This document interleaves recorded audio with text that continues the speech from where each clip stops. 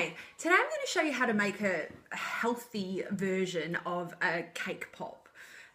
Generally when I do cake pops now, I don't actually use cake, I use chocolate Oreos or Tim Tams. But I was sent these very yummy chocolate melts, no sugar added, so they're free of refined sugar. And I pretty much try and have, I know it seems a bit weird, but I actually try and have a sugar-free diet, more of the paleo version. So these I thought awesome. This will give me a really good opportunity to do a healthy version of a cake pop. So it's very easy. This recipe is adapted from one of my friend's blogs, planningwithkids.com, where she made something based on an American thing called a Larabar.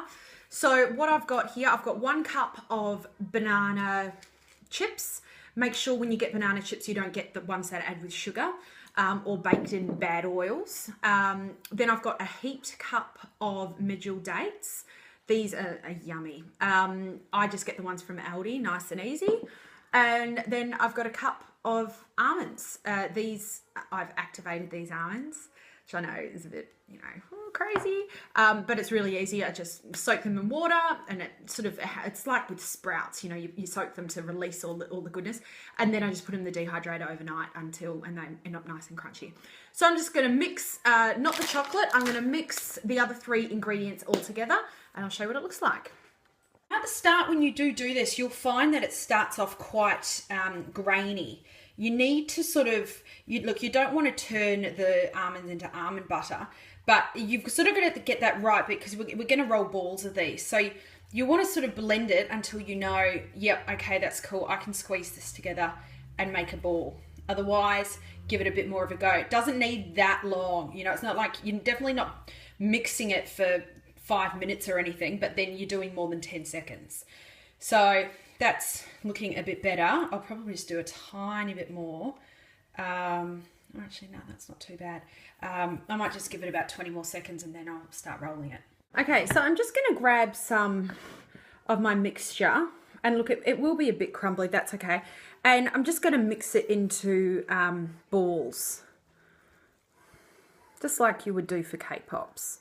And then just putting it in my baking tray.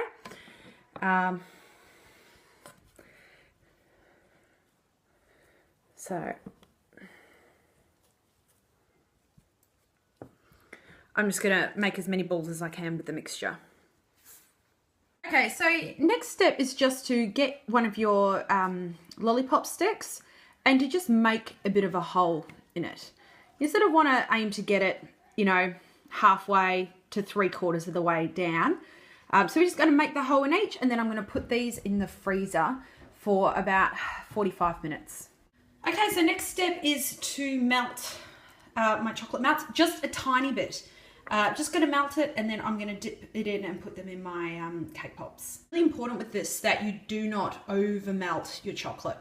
Better that I've just done 20 seconds. Still cooks a little bit once it gets out of the microwave as well. So I'll just do 20 seconds and then 10 second lots.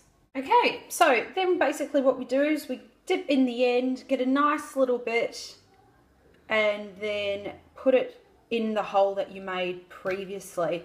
And then see here how you can see the little bits of chocolate?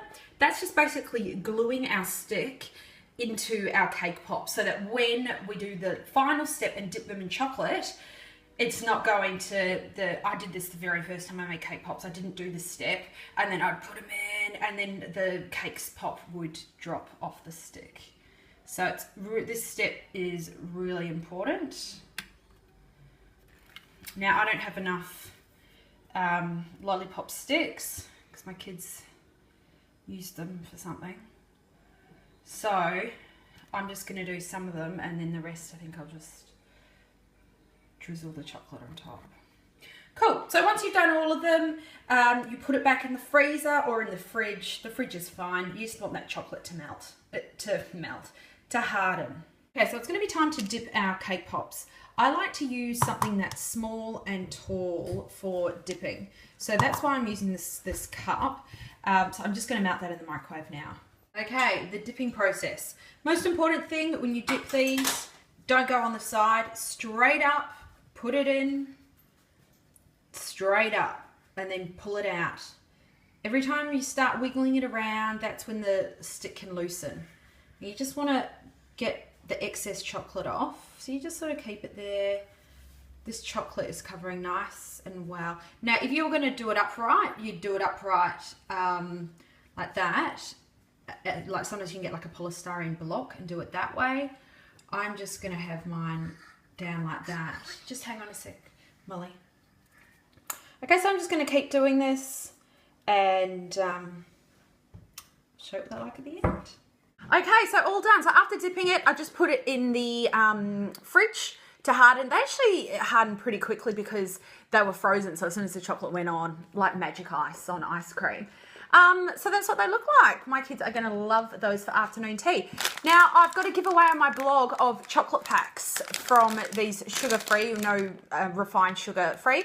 So I'll have a link below for something you can and you can do. I actually got sent all the different types of chocolate, which are now wrappers because they didn't last that long in my household. Especially this one here. This was a creamy milk chocolate. Yum. Really, really nice. So head over to the blog and enter, and hope you enjoy the recipe. Thanks.